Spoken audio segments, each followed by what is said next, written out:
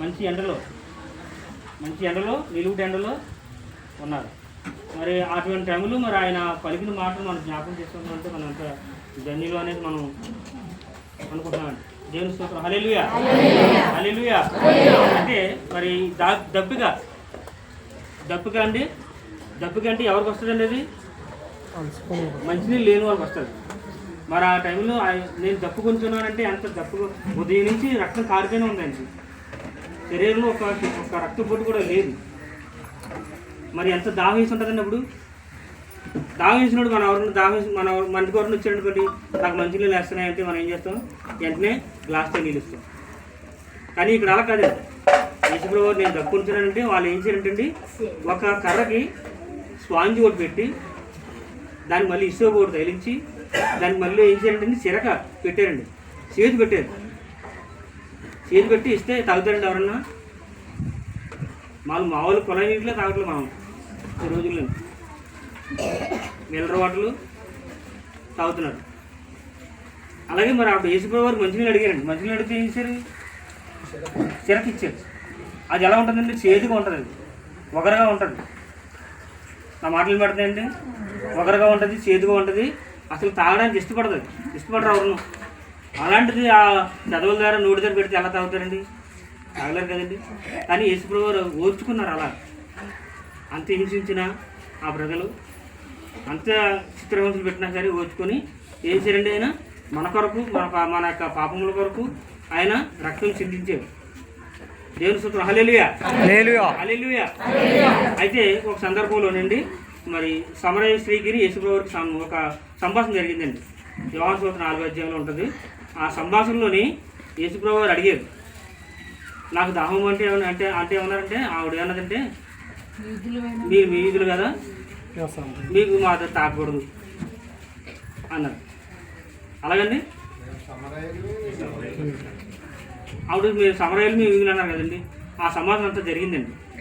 అయితే ఆ సంభాషణలో మరి యేసుప్రభువు వారు ఏమన్నారు? నేర్చి నీళ్ళైతే మీకు దాహం ఎప్పుడు రాదు. మీరు ఇచ్చే నీళ్ళైతే నేను ఎప్పుడు మళ్ళీ వెంటనే నేను మంచి నీళ్ళు అడుగుతాను అన్నారు. అంటే ఆయన దగ్గర ఏముందంటే జీవం ఉంది. ఆ జీవాన్ని మనందరికి ఇస్తున్నారు. తర్వాత ఈ వాక్యం ఈ నెరవేర్పు ఎక్కడ జరిగిందంటే ఎస్ఏ గ్రంథంలో జరిగిందండి. ఈ వాక్యాన్ని నెరవేర్చేది ఎక్కడంటే ఎస్ఏ గ్రంథంలో 44వ అధ్యాయం 3వ వచనం చూడండి ఒకసారి.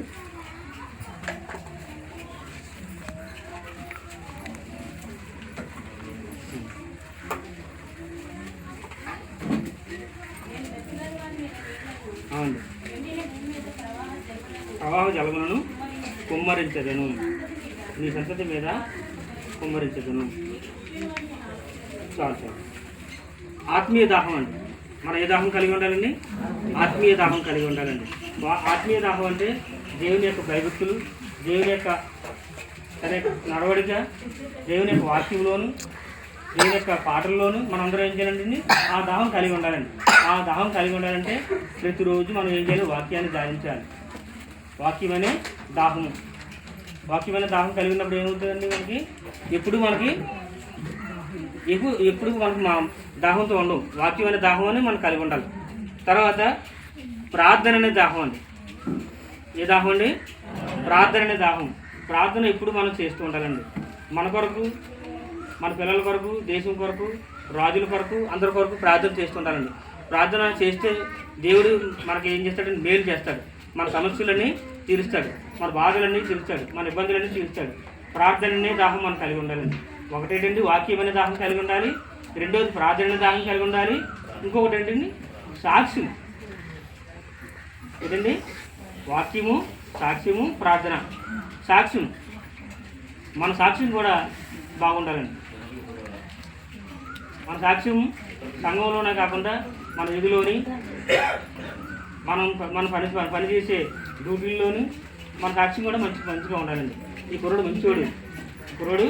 మంచోడు, దేవుడి కొరకు జీవిస్తాడు, మరి దేవుడి కొరకు పాడతాడు, దేవుడి కొరకు వింటాడు, దేవుడి కొరకు పని చేస్తాడు అనే ఆ యొక్క దాహం కలిగి ఉండాలి. మనం అందరం చిన్నలు అయితేనే, పెద్దలు అయితేనే, యవనస్తులు అయితేనే, ముసలు అయితేనే, ఎవరైతేనే దేవుని ఎందుకు భయభక్తులు కలిగి ఆ యొక్క సాక్ష్యము నిలబెట్టుకోవాలి. మన సాక్ష్యం మన సాక్ష్యాన్ని ఇతరులు చెప్పుకోవాలండి.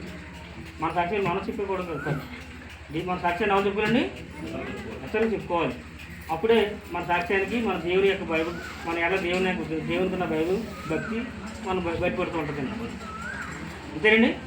దేవుని స్తోత్రం. హల్లెలూయా, హల్లెలూయా.